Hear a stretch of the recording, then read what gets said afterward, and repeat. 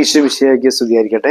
തെനാക് ആഗമനകാലത്തിലെ മൂന്നാമത്തെ ആഴ്ചയിലെ ശനിയാഴ്ച, ലൂക്കായുടെ സുവിശേഷം 1-ാം അധ്യായം 26 മുതൽ 38 വരെയുള്ള വാക്യങ്ങൾ. മംഗളവാർത്തയാണ് സംഭവം. നമ്മൾ ക്രിസ്മസിനോട് അടുക്കുമ്പോൾ ഏറ്റവും മനോഹരമായ സുവിശേഷ ഭാഗമായിട്ട് ക്രിസ്മസിനുള്ള ഒരുക്കത്തിന്റെ ഏറ്റവും മനോഹരമായ സുവിശേഷ ഭാഗമാണ് യഥാർത്ഥത്തിൽ ഈ മംഗളവാർത്ത. നമ്മൾ എല്ലാ സംഭവങ്ങളും യോസേപ്പിതാവിനോട് ദൂതൻ അറിയിക്കുന്ന കാര്യങ്ങളാണെങ്കിലും, പരിശുദ്ധമ്മയുടെ സ്തുതിഗീതം വരുന്നുണ്ട്, അതാണെങ്കിലും ഒക്കെ മനോഹരമായ ഭാഗങ്ങളാണെങ്കിലും വളരെ കാര്യമായി ഈ ക്രിസ്മസ് എങ്ങനെ സംഭവിച്ചു എന്ന് പറയുന്ന ഒരു കാര്യം നമ്മൾ നേരത്തെ കണ്ടു കഴിഞ്ഞു. യോസേപ്പിതാവിനെ കുറിച്ച് പറഞ്ഞ സമയത്ത് പറഞ്ഞിരുന്നു, പരിശുദ്ധ അമ്മയെ സംബന്ധിക്കുന്ന ഡിഗ്രി ലിയോ പാപ്പ പുറത്തിറക്കിയപ്പോൾ മാത്തർ പോപ്പുലി ഫിദേലിസ് എന്ന് പറയപ്പെടുന്ന ഡിഗ്രിയിൽ വ്യക്തമായിട്ടും പറയുന്നുണ്ട്, cooperator for the redemption of mankind.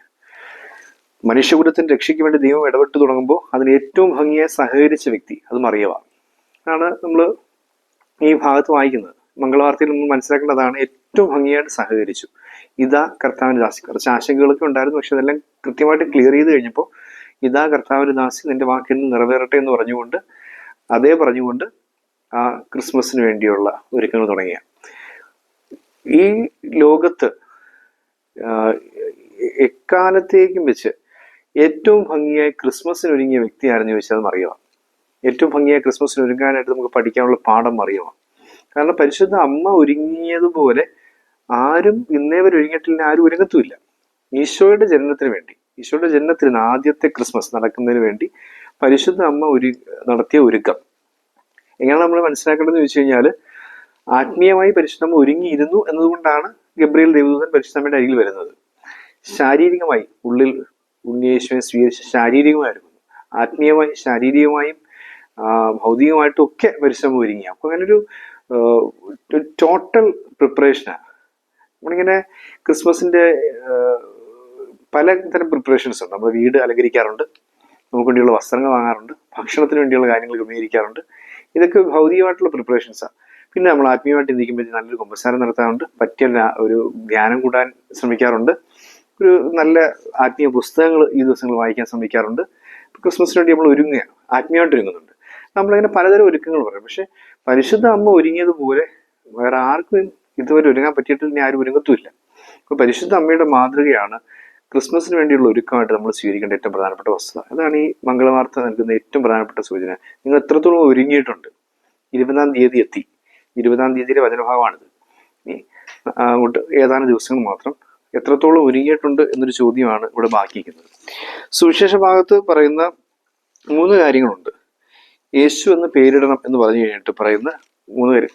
യേശുവിനെ കുറിച്ച് പറയുന്ന കാര്യങ്ങളിൽ ശ്രദ്ധേയമായൊരു വസ്തുത, ഈ ജനിക്കാൻ പോകുന്നവൻ രാജാവാണ് എന്ന് സൂചിപ്പിക്കുന്ന 3 വാക്കുകളുണ്ട്. അതാണ് നമ്മൾ ഈ മംഗളവാർത്തയിൽ നിന്നും മനസ്സിലാക്കേണ്ടത്. അധികാരിയായ, ദാവീദിന്റെ പുത്രനായ, രക്ഷകനായ രാജാവ് കടന്നു വരുന്നു എന്നാണ് നമ്മൾ മനസ്സിലാക്കുന്നത്. നമ്മൾ നീതി സൂര്യനായ രാജാവ്.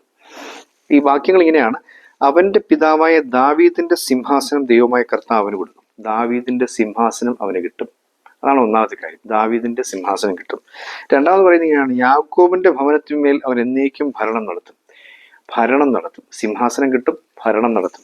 മൂന്നാമത് പറയുന്നത് ഇങ്ങനെയാണ്: അവന്റെ രാജ്യത്തിന് അവസാനം ഉണ്ടാവുകയില്ല. അവന്റെ രാജ്യം അവസാനിക്കത്തില്ല. അപ്പൊ സിംഹാസനം കിട്ടും, ഭരണം നടത്തും, രാജ്യം അവസാനിക്കത്തില്ല. ഇത് 3 തരങ്ങളിലാണ്. അതായത് അനാദിയിലെ നിശ്ചയിക്കപ്പെട്ടിരിക്കുന്ന, അല്ലെങ്കിൽ യുഗങ്ങൾക്ക് മുമ്പേ നിശ്ചയിക്കപ്പെട്ടിരിക്കുന്ന രാജാവ് ഇവനാണ്. അവന്റെ സിംഹാസനം അവന് കിട്ടും. പിന്നെ അവന്റെ ഭരണം എന്നേക്കും നിലനിൽക്കാൻ പോവുകയാണ്. അവന്റെ രാജ്യത്തിന് അവസാനം ഉണ്ടാകാൻ പോകുന്നില്ല.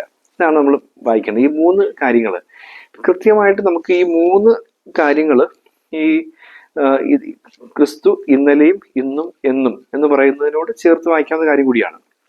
നമുക്ക് ക്രിസ്തു രാജാവിനെ, ഇപ്പൊ ന്യായങ്ങൾ രാജാവിനെ കണ്ട് ആരാധിക്കാൻ വരുന്ന പറയുന്നത്. രാജാവ് എന്ന് പറയപ്പെടുന്ന, ദ കിങ് എന്ന് പറയപ്പെടുന്ന ടൈറ്റിൽ വളരെ വ്യക്തമായിട്ടും ഈ മംഗളവാർത്തയിൽ നമുക്ക് തെളിഞ്ഞ് കാണാനായിട്ട് സാധിക്കുന്നുള്ളത് വളരെ പ്രധാനപ്പെട്ട ഒരു വസ്തുതയാണ്. ജനിക്കാൻ പോകുന്ന ശിശു രാജാവാണ് എന്ന് പറയപ്പെടുന്ന കാര്യം. ദാവീദിന്റെ സിംഹാസനം അവന് നൽകപ്പെടും. അവൻ എന്നേക്കും ഭരണം നടത്തും. അവന്റെ രാജ്യത്തിന് അവസാനം ഉണ്ടാകില്ല. നമ്മൾ ഓർക്കേണ്ട കാര്യം ഇതാണ്. നമ്മൾ ക്രിസ്മസിന് വേണ്ടി ഒരുങ്ങുമ്പോൾ ക്രിസ്തു എന്ന രാജാവിനെ സ്വീകരിക്കാൻ നമ്മൾ എത്രത്തോളം ഒരുങ്ങിയിട്ടുണ്ട്? ഉണ്ണീശുവിനെ സ്വീകരിക്കാൻ എന്ന് പറഞ്ഞുകൊണ്ട് നമ്മൾ പല ഒരുക്കങ്ങളും നമ്മൾ ചെയ്യാറുണ്ട്. കുഞ്ഞുടുപ്പ് തയ്ക്കുന്നു, സുഹൃദൈവങ്ങൾ ചൊല്ലുന്നു, കുഞ്ഞ് സോങ്സ് തയ്ക്കുന്നു, പുണ്യപ്രവർത്തികളിൽ ഏർപ്പെടുന്നു, അല്ലെങ്കിൽ അവന് വേണ്ടി ഒരു പുതപ്പ് ചെയ്യുന്നു, അതായത് നമ്മുടെ പരിത്യാഗ പ്രവർത്തികൾ. അപ്പൊ അങ്ങനെ നമ്മൾ പുണ്യകർമ്മങ്ങൾ അല്ലെങ്കിൽ ആ ഒരു പുണ്യങ്ങളുടെ ഒരു ഒരുക്കം നമ്മൾ അവന് വേണ്ടിയുള്ള പല കാര്യങ്ങളും നിശ്ചയിച്ചുകൊണ്ട് നമ്മൾ ചെയ്യാറുണ്ട്.